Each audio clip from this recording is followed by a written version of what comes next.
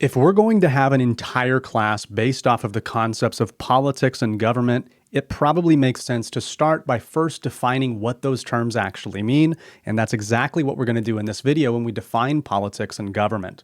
The way I like to think about it is that throughout all of human time, regardless of what society you've lived in, there are some fundamental needs that human beings have. And that's things like getting food and water and access to shelter. And in addition to just those basic necessities, there's a lot of things that human beings want as well. But we have to have some sort of a way of figuring all of that out. And so politics is essentially this process of how we as human beings make those decisions within groups and societies. So decisions based off of who gets power, who gets resources and benefits, and even who gets punished in these different systems, who has the power to do those things, and eventually, essentially, who gets to decide. And there's a really classic definition of politics from an incredibly influential political scientist named Harold Lasswell, and he defined politics as who gets what, when, and how. So for Lasswell, politics was all about asking these questions of when it comes to these resources, benefits, powers, privileges, who gets them? And not only that, how do they get them? When do they get them? Who gets to decide? So if we think about politics through that lens, it's a pretty large idea, right? Everything from what happens at the individual level all the way up to what happens between countries. And so we can find that as a useful starting place for defining politics. But I have a question for you, and that is this. Where does politics actually exist? Think about it for a second. Where do we find politics? Well, if you really stop to think about it, we find it all over the place. Who gets what, when, and how?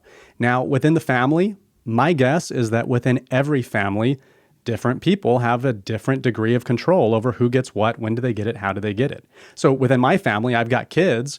I have a lot more say about who gets what and when do they get it and how do they get it than my kids do. If they want candy and it's dinner time, ultimately I have more say. There's more political power for me. Even on a sports team, some of you are athletes, right? The coach has more power. Maybe there's assistant coaches. There's a whole hierarchy of deciding who's going to be on the bench and who's going to be on the starting line. Within churches, you can have a small country church where people come together and, vote on something, all the way up to very formalized large institutions like the Catholic Church that have a very top-down hierarchical structure for making decisions about all kinds of things. We find politics within our schools. You're in school right now. After all, why is it that I'm giving the lecture and we'll be deciding your grade on activities and assignments in the class, and you're watching the lecture, right? Even within this interaction that we're having right now, believe it or not, politics are at play. Who gets what? When do they get it? How do they get it? Now, everybody knows politics and government are interlinked, so we won't even go into that. But you can bet that if you go to Sacramento or Washington, D.C., you're going to be finding politics operating there as well. All right, I have a question for you. So what about here? Like, let's say you're on a stranded, deserted island. It's just you. You're alone. You're waiting for that ship to come in someday.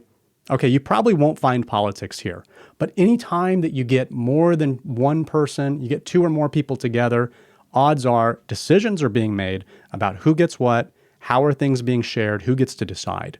And so just about anywhere, you're going to find politics. Now, we've already kind of touched upon government. So what is it? Now, government, we can define that as an institution that holds the ultimate authority to make decisions, resolve conflicts, and distribute benefits and privileges within a society. An institution is something that stays around even longer than the individuals in it. So for instance, if you think about the institution of Harbor College, this school has been around for, 50 years or more. And so, if you go back 50 years ago, there was probably somebody teaching political science, but it wasn't me. And 50 years from now, you can bet somebody else is going to be teaching here at Harbor College. The institution of Harbor College stays, but the individuals swap in and out, just like we swap in and out presidents over the last 200 plus years. Now, government plays some important functions within our society and within our individual lives. There are a few things that they're supposed to be responsible for. Number one is going to be maintaining security and order. When you step out of your door and you get into your car, you hope that the traffic lights are going to work. And you hope that, you're going to live in a sanitary place where people are coming to pick up the garbage and things are running normally. ensuring security and order is a big part of it. And for that matter, if people are stealing or doing something that they're not supposed to, that there will be some sort of penalty or accountability for them. You can call up the police officers. Hopefully they'll arrive. Or if your neighbor's house is on fire, hopefully somebody will come and put it out. That's going to be one of the basics of government, is to try to maintain security and order. And part of that is also enforcing laws. We've got laws on the books. A lot of times there's a government process for even writing those laws and approving them. Somebody has to be responsible for making sure that the laws are enforced. And that's going to be a responsibility of government as well. And lastly, we're going to see that governments also provide things that we call public goods. This is a topic we'll be getting into later in the class, but just briefly, public goods are things that are provided to everybody.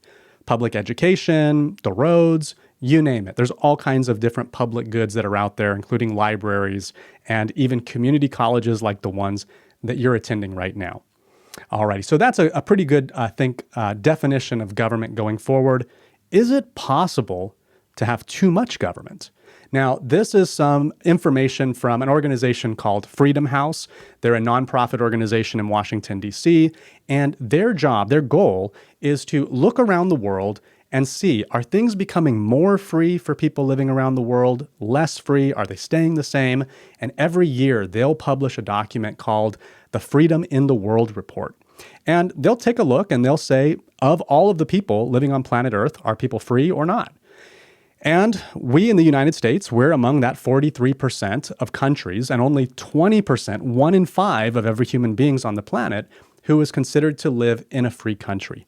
Now, if you look all around the world, there are a lot of people who don't live in free countries. About 80% of the planet are either living in countries without political freedom, or they're sort of maybe partly free, partly not. Let's take a look at the map. It'll maybe do a better job at explaining this.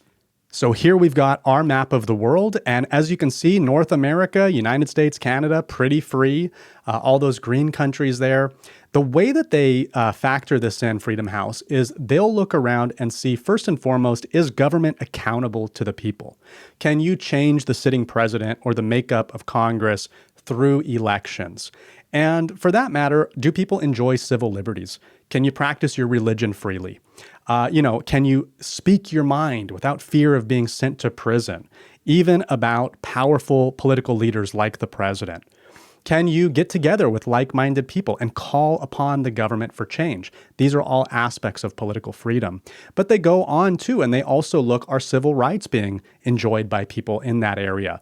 Are the rights of minorities and women being respected?